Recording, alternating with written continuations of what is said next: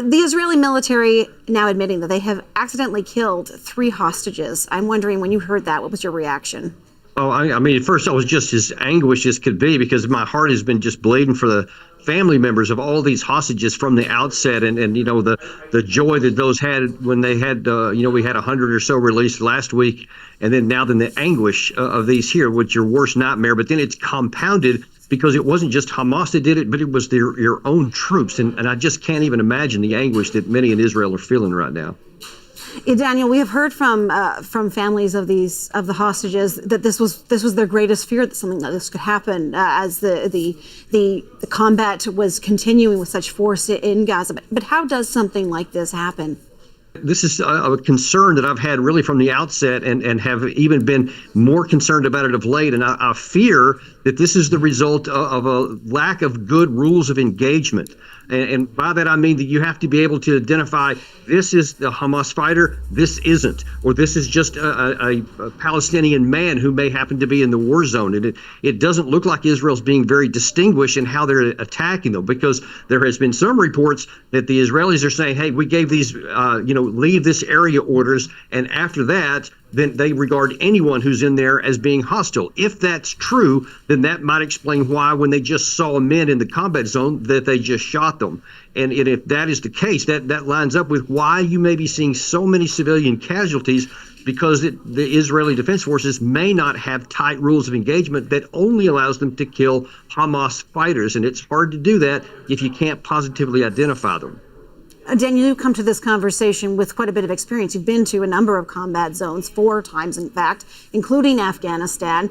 Help us understand how soldiers are trained to differentiate between hostages and militants during battles in places like Gaza. And I'm thinking about Afghanistan because in that case, it was Taliban that the soldiers were looking for, but very difficult to distinguish Taliban from a regular Afghan citizen. That's exactly right. And I can give you a direct experience from when I was in the Kandahar area on a mission one time. We were setting up a forward position, and we saw in the distance the figures from about here up of several men with black hoods on in a wheat field, actually. And so I was looking to the soldiers to my right, because I was visiting with there, and I said, are those Taliban? I mean, shouldn't we be doing something? And they said, well, they might be, but they may also just be farming the land there. They may just be wheat farmers, and we don't know. Unless we can positively identify them taking a hostile act, we cannot engage. And that makes sense. That's what you have to do, because if you just, kill anybody that looks like they might be an enemy, I can assure you that a good portion of that time, you'll be wrong, and you'll end up killing somebody who's innocent, whether it's just an innocent Palestinian in this case, or Afghanistan person in that case, or God forbid, you have a hostage that escaped somehow and then actually was killed because they were just in the wrong place at the wrong time. If you don't have what we call PID, positive identification of a target before you engage, this is the kind of thing that can happen. Daniel, we're now 10 weeks into what is an intense war, especially with the challenges of urban combat. What are some of the specific challenges the Israeli army is facing on the ground, do you think? This whole issue of positive identification and rules of engagement is bigger than it appears, because CNN is reporting yesterday that U.S. intelligence officials have confirmed that up to 40% of the bombs that are being shot into the Gaza Strip have been the unguided type, which means they're not selective, they're not surgical strikes, they're just designed to just blow up large areas. And while that may seem good to some people because it kills a lot of Hamas, it also kills huge numbers of innocent people.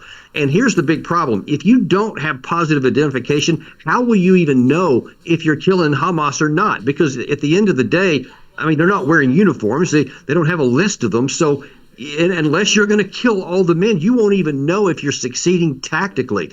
And by killing so many other people, then you're risking losing Western support, because they're not going to just sit passively by, I don't think, more weeks of this and watch large numbers of civilians die. And I think that's Israel's biggest challenge right now, is not to go after something that's tactically easier, but then may lose strategic. I want to ask you about that support, not just Western support, but public support. An incident like this, I mean, there had already been concerns that have been voiced by, as I say, hostage families, certainly that something like this could happen. Now that something like this has happened, do you think there could be, I mean, potentially there could be a change in public support. Might it change Israel to change its strategy? How important is that public support? It's vital, absolutely vital. They have to have it. And I know there was already some angst inside the Israeli public opinion because there was at least reports that Israel was starting to fill a lot of the tunnels with seawater. And of course, Israel has no idea if there's any hostages in there or not. We do know for certain that some of the hostages had been in there. And if Israel ends up killing hostages by flooding the water there in where they happen to be, you can understand that that's going to be a real problem for the Israeli people who are saying the government and the military is supposed to protect us, not be the instruments of the death of our people. And again, it's really hard to go in surgical areas and to have PID and all that thing. And it's a lot easier just to go in and just destroy everything. But if you don't maintain the support of your people, you're not going to be able to carry this on to conclusion. And if at the end of the day you have created more enemies, then the Israeli people are going to be really upset at their government for making them more unstable, not more secure. Daniel, what are you watching for in the coming days when it comes to this conflict, particularly in terms of the Israeli strategy?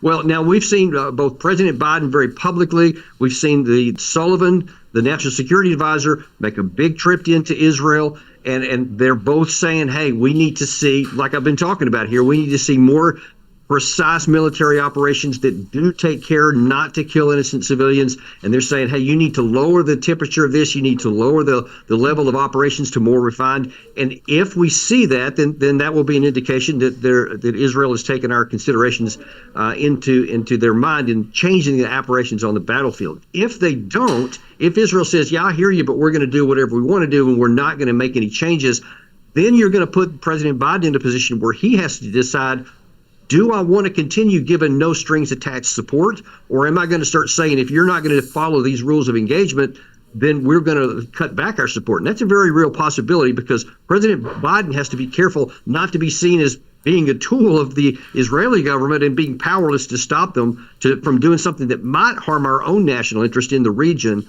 And that's what I'm going to be watching for, because there's a lot at stake here, more than just for the Gaza Strip.